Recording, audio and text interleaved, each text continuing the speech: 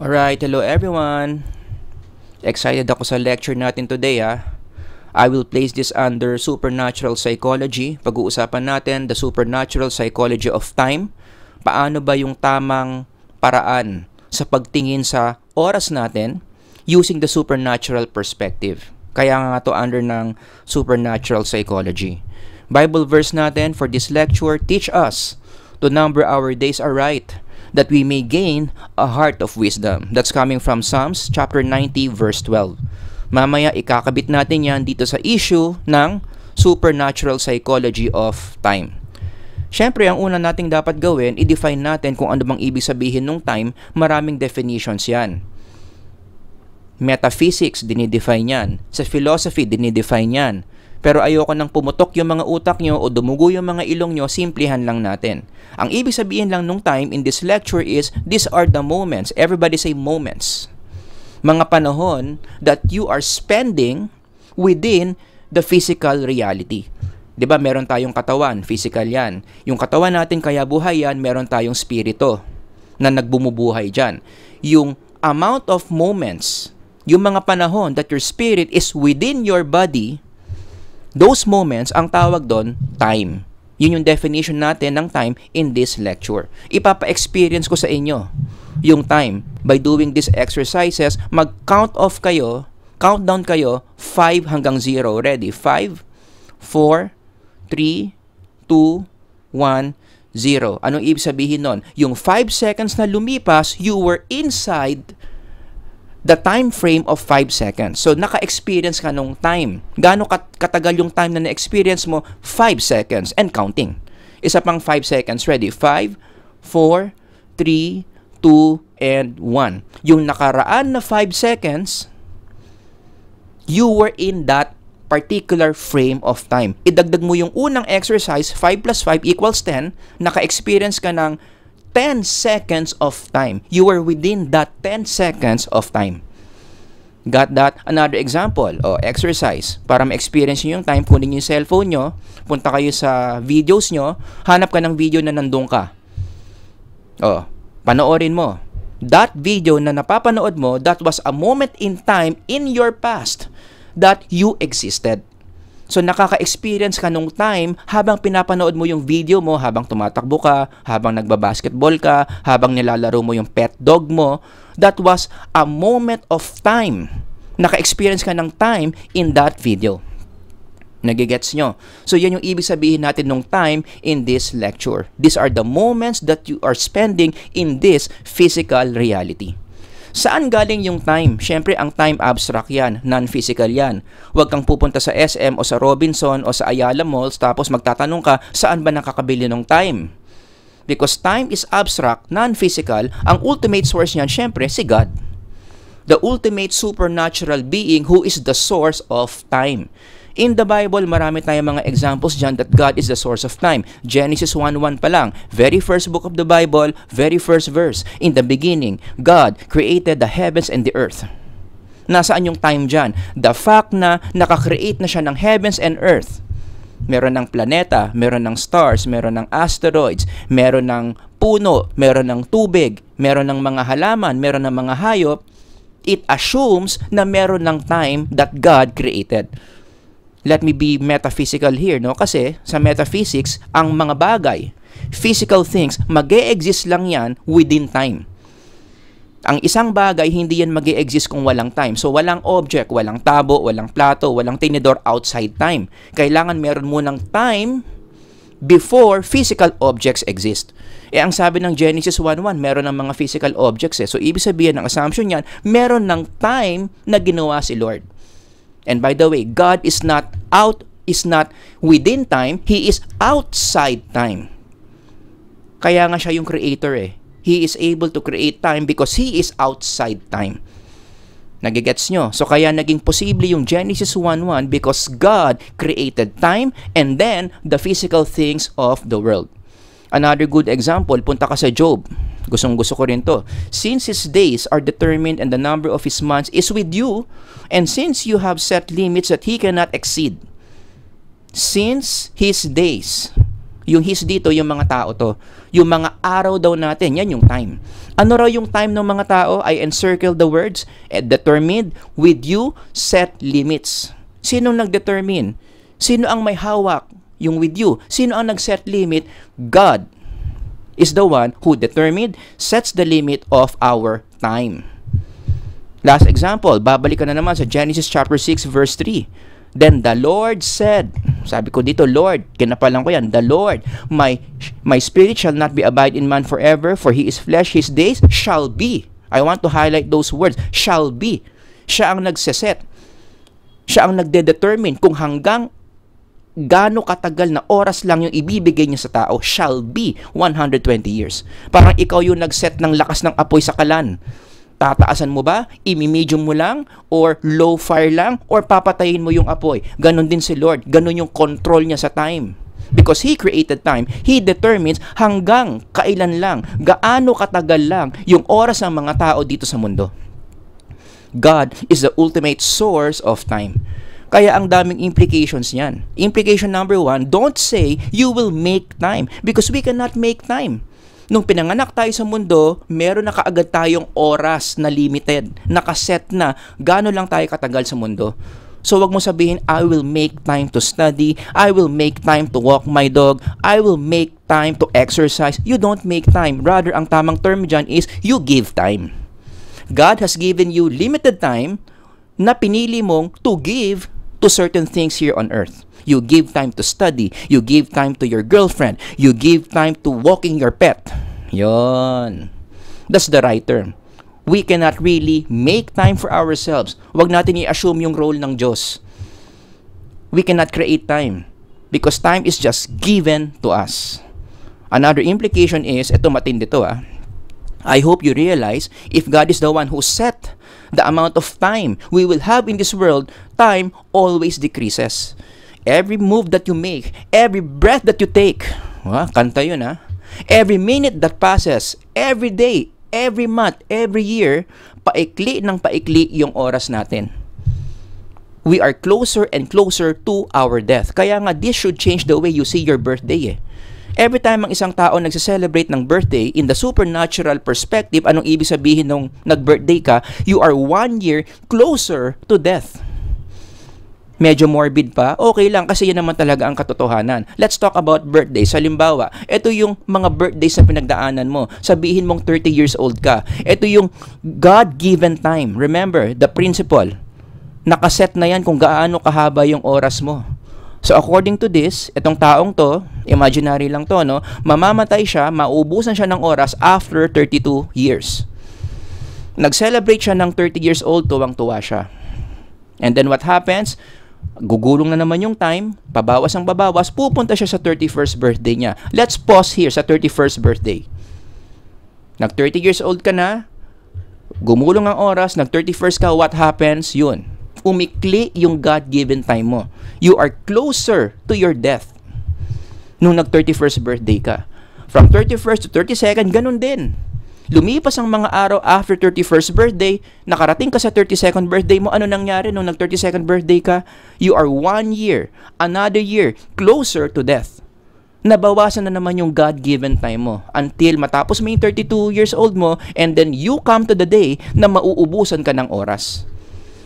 Diba? Sa kultura kasi natin ngayon, ang tinuturo sa atin is when you celebrate your birthday, let's say 30th, you look forward to the days after your 30th birthday. Ngayong 30 years old na ako, ito na yung mga gagawin ko, ito yung mga gagawin ko, ito yung mga pupuntahan ko, ito yung mga plano ko. You look forward during the days after your birthday. Pero dapat, iibahin mo yung pananaw mo. When you have your birthday, you are 1 year closer to the time that you're gonna run out of time. That should also change the way you see your future plan. Sino dito mahilig magplano? Bili ng planner. Ang daming plano sa planner. 'Di ba? 2 weeks from now, months from now, even years from now, ito yung mga gagawin ko. Magpi-PhD ako, pupunta ako sa ganitong abroad, mag-a-apply ako sa ganito, gagawin ko ito, gagawin ko yan. Nothing wrong against that, pero dapat sa tamang perspective. Pwede kang magplano, pero tanggapin mo sa sarili mo na yung mga plano mo, hindi yan guaranteed na mangyayari. Because you don't even know if you still have tomorrow. For all you know, baka yung time mo that God has given you hanggang bukas na lang. So who are you to be sure? Ang yabang-yabang mong sigurado ka na buhay ka pa 2 years from now. Di ba yan yung reminder ni James? You do not even know what will happen tomorrow. What is your life? You are a mist that appears for a little while and then vanishes. Yung vanishes dyan, that is the day that you have run out of time and you don't even know when is that. Kaya huwag tayo masyadong confident na yung mga plano natin 2 years from now, 10 years from now, mangyayari. We are not even sure kung mamaya, that's how close it is mamaya ba buhay ka pa? We are not even sure. We don't even know the exact day that our time will run out. So it should change the way you see your birthday. It should change the way you treat your plans in the future. Don't get me wrong, hindi ko sinasabing bawal mag-celebrate ng birthday. Hindi ko sinasabing bawal magplano. Dapat lang tama yung perspective mo, tama yung pananaw mo sa birthday at sa future plans mo. We don't hold when is the day that we run out of time. So ano ba ang purpose ng time? Bakit ba binigay ni Lord sa atin yan? Alam ni Solomon ang sagot dyan.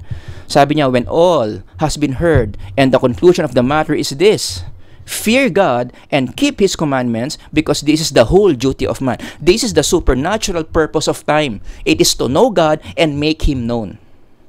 Kaya tayo binigyan ng oras dito sa mundong ibabaw.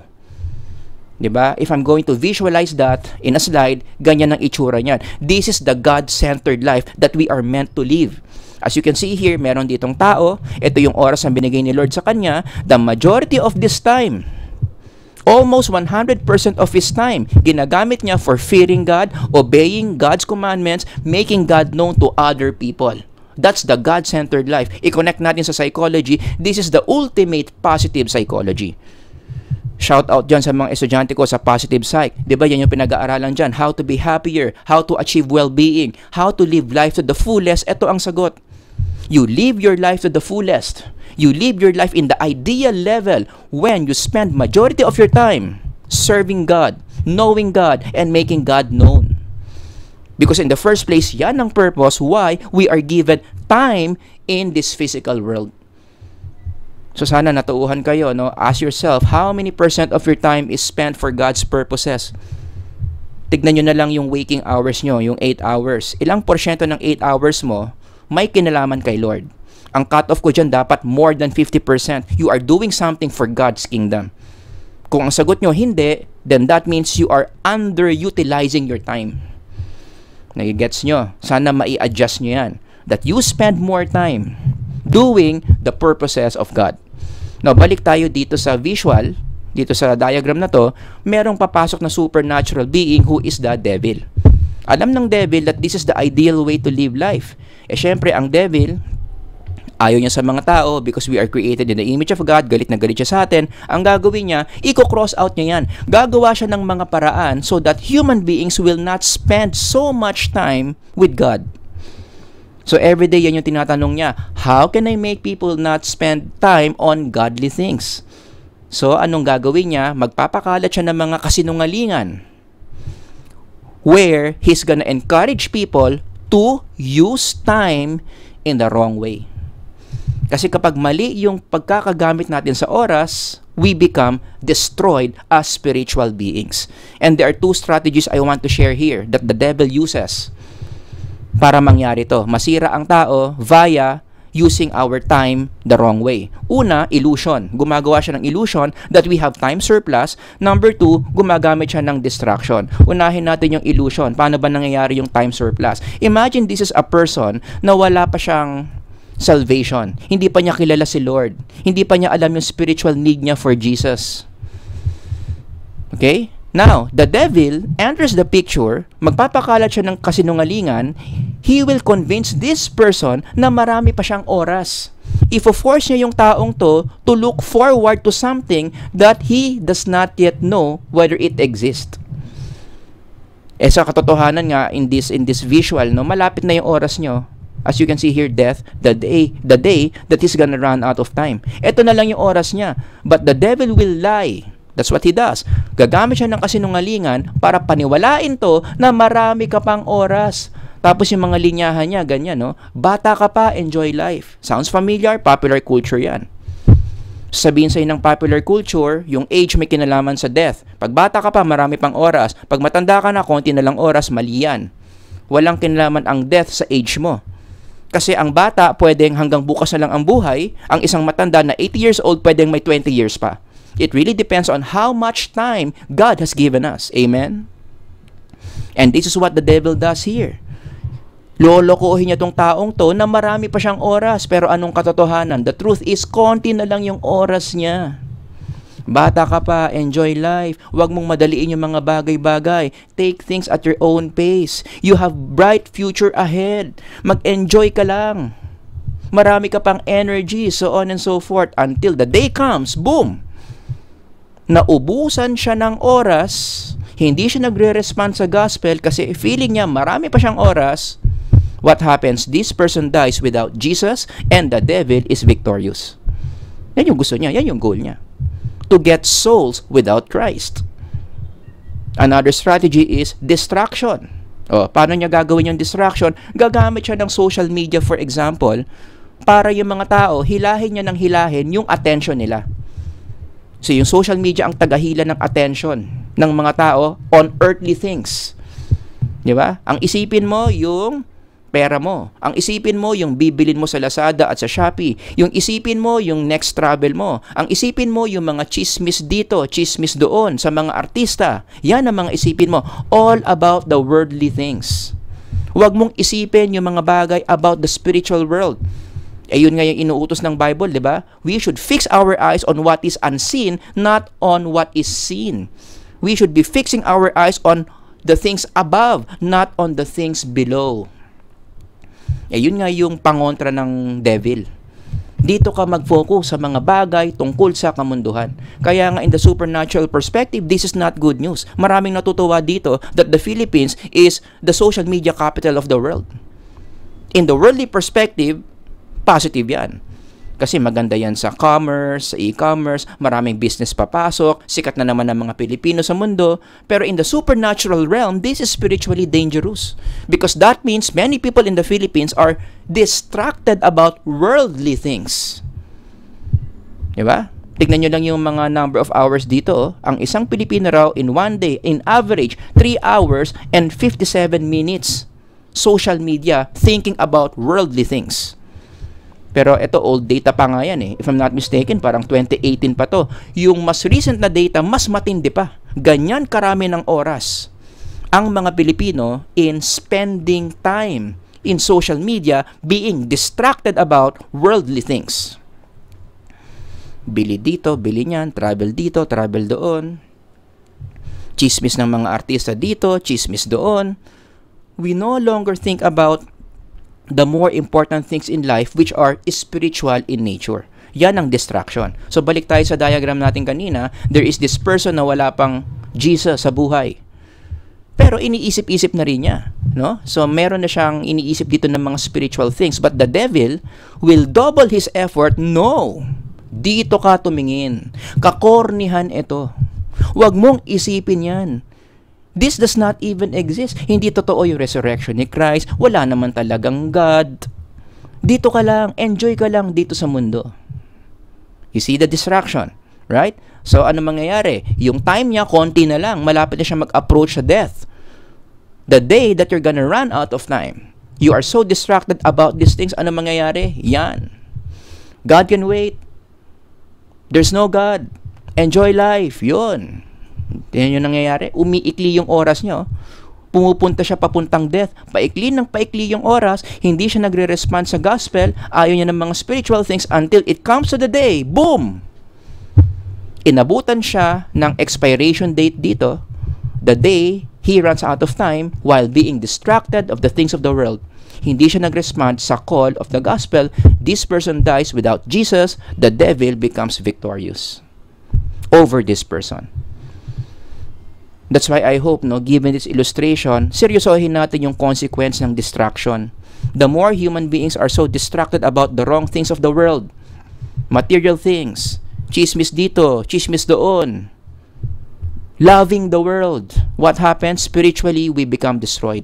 Kaya ito, gusto kong i-connect dito yan eh. Yung pagiging distracted sa social media, things of the world, to the event na tumataas ang mental health concerns among Filipinos. Bakit marami mga Pilipino gusto na mawala na lang sa mundo?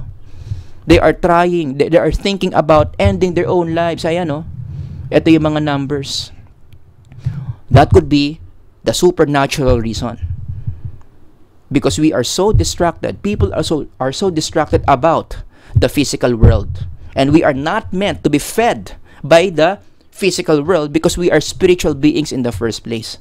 Oh, other than social media, ano pa yung mga ibang mga distractions dyan? Dagdagan ko na, online gaming. Shout out dyan sa mga buong araw nag-online gaming. Shopping. Oh, Shopee, Lazada, yan na lang inatupag nyo. Movies. Nood ng buong araw. Ang lakas din kumuha ng oras niya na. Travel. Okay lang naman mag-travel, pero yung level na mahal mo na yung mundo, bilib na bilib ka na sa mundo. Bumababaw na sa'yo yung ibig sabihin ng afterlife. Yan ang masama. And of course, self-love. Minahal mo na lang ng minahal yung sarili mo. What happens? The more you spend your time in these things, the more you are distracted about these things, spiritual malnourishment happens. Hindi mo kasi nakukuha yung mga basic needs of a spirit like us. God's grace, God's love, faith, God's word, prayer, meditating on God's word. So ano nangyayari? Spiritual malnourishment. That's why we see this news. We see these numbers. That's how I would explain these things in the supernatural perspective. Kaya kayo, yung mga nanonood dyan, mag-self-check kayo. Are you already a victim of the devil distracting you from the things that you need in the first place? Meron namang mga markers yan para malaman mo kung distracted ka na nga. Una, natanong mo na ba sa sarili mo to, bakit laging kulang na lang oras ko? Meron kang sense of time scarcity. Kung ang sagot mo, oo, parang nakukulangan ka sa oras, kulang ka sa weekend, maybe that's the reason. You are so distracted about unnecessary things. Kaya feeling mo kulang yung oras mo. Or maybe ito na-experience mo to, dami mo nang nagagawa pero parang walang nangyayari. Ang tawag dyan, perceived stagnation. Ang dami mong accomplishments, ang dami mong na-check sa notebook mo na mga gagawin mo, nagawa mo that day, pero parang kulang pa rin. Hindi ka fulfilled. Parang maraming mga mahalagang bagay sa buhay mo, hindi nangyayari kahit marami kang na-accomplish. Yun. Maybe yung mga check mo sa notebook mo na na-accomplish mo are unnecessary things in the first place. Because the devil is deceiving you to believe that those unnecessary things are actually important. Yan. Kaya i-check nyo yung mga sarili nyo kung meron kayong mga ganyang markers. Kaya ang gamot dyan sa panloloko ng devil about the wrong way to use time is this one. Yung opening verse natin. Teach us to number our days aright that we may gain a heart of wisdom. That's the antidote. We should what? Sabi dito, number our days. That's the right way to see time. That's where we start. Dapat tama ang pananaw mo sa oras mo. You number your days. Because when you number your days, you see your time the right way, it leads to the right use of time. Kaya mali-mali yung gamit mo sa oras mo kasi mali yung pananaw mo sa oras mo. Kapag tinama mo yung pananaw mo sa oras mo, magiging tama rin yung paggamit ng oras mo. And what is the right way to see time? How do you number our days? Ito dapat. Dapat, tanggap na tanggap mo yung truth that time runs out every day. You don't have all the time in the world.